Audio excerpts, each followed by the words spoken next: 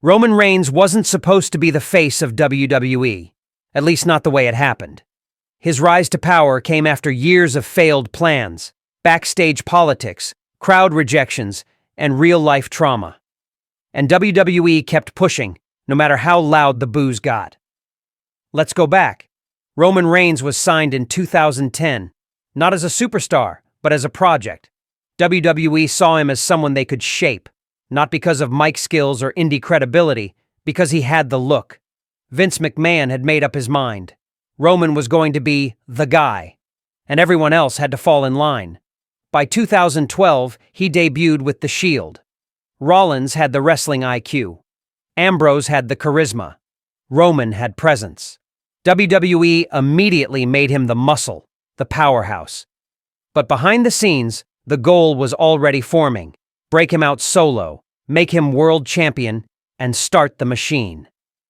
After the Shield split, WWE didn't wait. They fast-tracked Roman like nobody before him. Royal Rumble 2015, he wins it. Fans boo. Not just boo. They hijack the entire ending. The Rock comes out to endorse him. Even that doesn't work. The crowd turns on both of them. Still, WWE pushes forward. WrestleMania 31, Roman main events against Brock Lesnar. He's supposed to win, but the reaction is so bad, WWE calls an audible and has Seth Rollins cash in. Roman loses, but they don't stop. WrestleMania 32. Roman wins the world title. Fans still reject it. WrestleMania 33. He beats The Undertaker. The boos are deafening. Roman opens the next Raw with 5 minutes of crowd heat and says one line, "This is my yard now." WWE thinks they're turning him into a badass, but fans see it as forced. All this time, backstage reports kept coming out. Roman was the chosen one. Not Cena, not Bryan, not Punk. Roman. WWE didn't care about reactions. They cared about building their next franchise face. But in doing that, they buried everyone else around him. Look at what happened to Bray Wyatt. Just when he got momentum, Roman beat him. Finn Balor took a clean pin. Rusev? Same. Kevin Owens? Always booked to look weaker. Roman's rise came at the cost of everyone else's momentum. That's not his fault. That's WWE strategy. Then came 2018. Roman opens Raw and reveals he has leukemia. It's not a storyline. It's real. He steps away, and suddenly, the crowd flips. The boos turn into support. The hate becomes love. For the first time, fans see Roman not as a product, but as a person. When Roman returned in 2019, he wasn't pushed hard right away. WWE kept it cautious. But they never forgot the original plan. And in 2020, when the pandemic hit, Roman disappeared again. This time, for months. No word, no promos, no storyline explanation, just gone. When he returned at SummerSlam 2020, something changed. This wasn't the same Roman. He aligned with Paul Heyman, became cold, ruthless, no smiling, no pandering, no suffering succotash. This was the tribal chief, and it worked. For the first time, the fans didn't fight the push. They respected it. Roman became champion again. This time, it didn't feel fake. The matches were slower, more psychological. The promos were more focused. He wasn't trying to be John Cena. He wasn't trying to win over the fans. He was just Roman. But even this version of Roman came with sacrifices. Behind the scenes, he had full control of his character. That meant every feud, every segment, every promo had to go through him. Talent that didn't align with his story? Cut, pushed aside, rewritten. People like Kevin Owens, Sami Zayn, Daniel Bryan, they all had to be reshaped to fit his arc. That's the part nobody talks about. The darker truth behind Roman's rise. It wasn't just about surviving cancer. It wasn't just about turning heel. It was about WWE handing him the entire structure, and Roman taking it, without hesitation. Even now, Roman isn't on TV every week. He's a part-timer with full creative input. He chooses when to appear, when to wrestle, when to drop the title. Everything goes through him.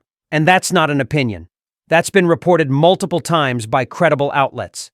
The reality of Roman Reigns is that he started as a manufactured push. It failed. over and over again, until WWE finally leaned into what made him work: distance, control, and full narrative power. But here's the truth most fans miss. Roman's rise didn't happen because fans suddenly loved him.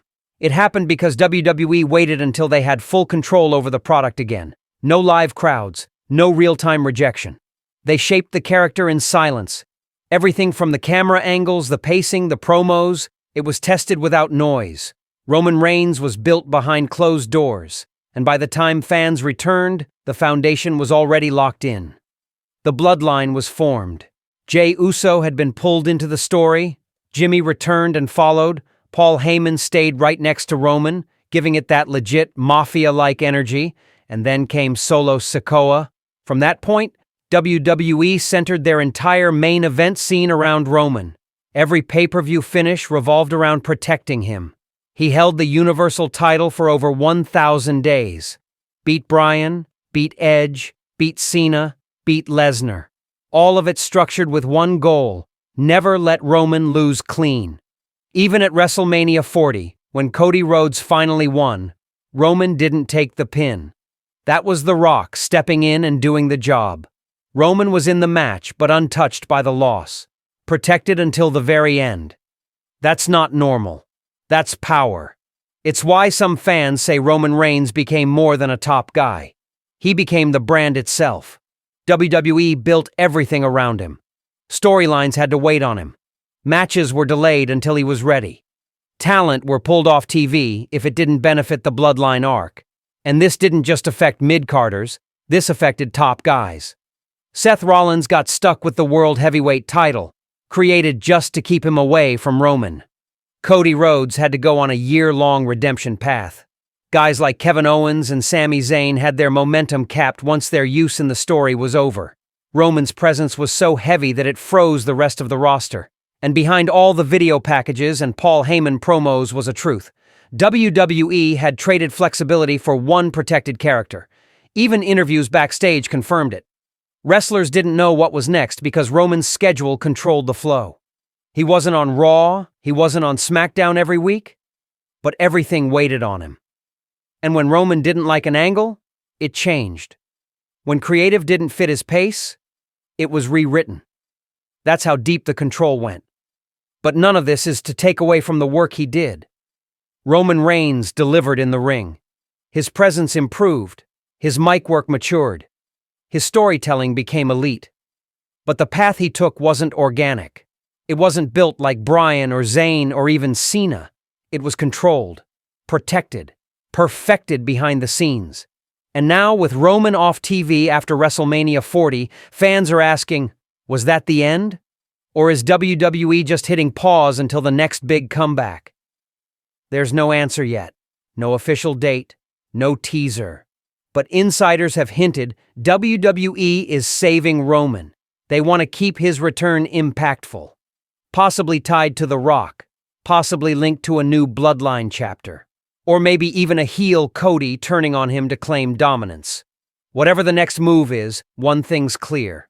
Roman Reigns isn't just a superstar. He's a production. Years of booking, protection, real-life hardship, and calculated control went into crafting the man fans call the Tribal Chief. He didn't get here because of crowd chants. He got here because WWE made sure the machine would never stop running, even when the crowd wanted it to crash. And that's the real story behind Roman Reigns. Not the titles, not the streak, but the system that was reshaped around him.